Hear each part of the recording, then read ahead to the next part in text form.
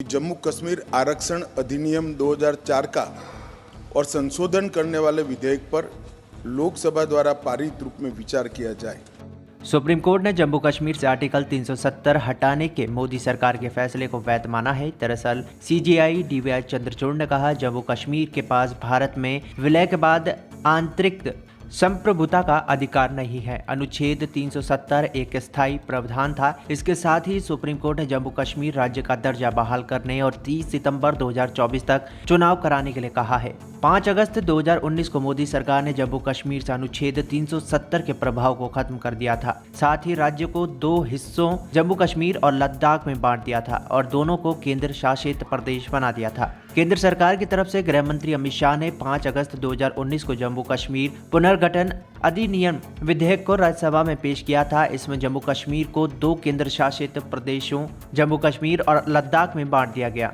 राज्यसभा में उसी दिन इसे पारित कर दिया गया था। 6 अगस्त 2019 को इस विधेयक को लोकसभा में पेश किया गया और उसी दिन वहां से भी ये पारित हो गया था। 9 अगस्त 2019 को इसे राष्ट्रपति की मंजूरी मिल गई और जम्मू कश्मीर का विशेष राज्य का दर्जा हट गया। दरअसल गृह मंत्री अमित शाह ने राज्यसभा में संकल्प पेश करते हुए कहा था कि इस संकल्प में उन्होंने कहा कि संविधान के अनुच्छेद 370 के सभी खंड जम्मू कश्मीर में नहीं लागू होंगे। अमित शाह ने राज्यसभा में कहा था कि महोदय, मैं संकल्प प्रस्तुत करता हूं कि ये सदन अनुच्छेद 370 के अंतर्गत भारत के राष्ट्रपति द्वारा जारी किए जाने वाली निम्नलिखित अधिसूचनाओं की सिफारिश करता है। संविधान के अनुच्छेद 370 के अंतर्गत भारत के संविधान के अनुच्छेद 370 खंड 1 के साथ पठित अनुच्छेद 370 खंड 3 द्वारा प्रदत्त शक्तियों को प्रयोग करते हुए राष्ट्रपति संसद की सिफारिशों पर यह घोषणा करते हैं कि ये दिनांक जिस दिन भारत के राष्ट्रपति द्वारा इस घोषणा पत्र पर हस्ताक्षर किए जाएंगे और इसे सरकारी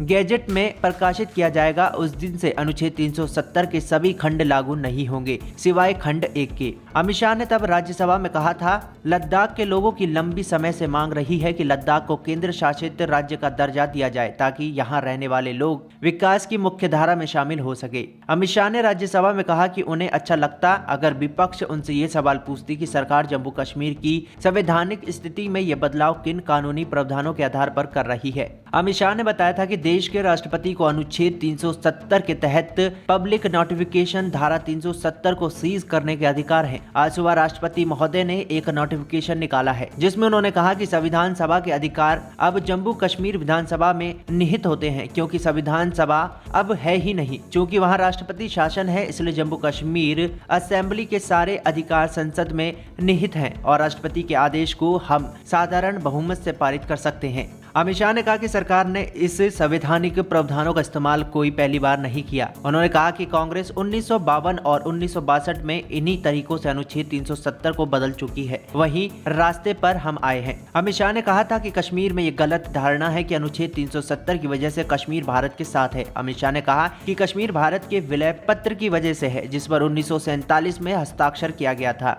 गृह मंत्री ने कहा कि वोट बैंक की वजह से विगत दिनों से इस पर कोई फैसला नहीं लिया गया, लेकिन हमारे पास इच्छा शक्ति है और हम वोट बैंक की परवाह नहीं करते। अमित शाह ने कहा कि अनुच्छेद 370 को हटाने में अब 1 सेकंड की भी देरी नहीं करनी चाहिए। अमित शाह ने आगे कहा कि वो इस मुद्दे पर डिबेट और बहस के लिए भी तैयार हैं। केंद्रीय गृह मंत्री अमित शाह ने जम्मू कश्मीर में लागू 370 को कमजोर करने और 35A हटाने के संकल्प पर चर्चा के दौरान बताया था कि इन विशेष प्रावधानों को क्यों हटाया गया। उन्होंने कहा कि घाटी के लोगों को भी 21वीं सदी के साथ जीने का अधिकार है। अनुच्छेद 370 के कारण सरकार के कानून वहां नहीं पहुंच पाते। मोदी सरकार युवाओं को अच्छा भविष्य देना चाहती है। अमित शाह ने विपक्ष के आरोपों का जवाब देते हुए कहा था कि वर्तमान में जम्मू कश्मीर में राष्ट्रपति शासन है और उस अधिकार के तहत राष्ट्रपति के संविधान आदेश 2019 को संसद के इस सदन में प्रस्तुतिकरण किया जा रहा है। अमित शाह ने कहा कि धारा 370 तो पहले से ही अस्थायी है और अस्थायी व्यवस्था को 70 साल तक खींचा गया। उन्होंने कहा कि इस संशोधन से अनुच्छेद 370 के सिर्फ खंड 1 को छोड़कर अन्य खंड लागू नहीं होंगे।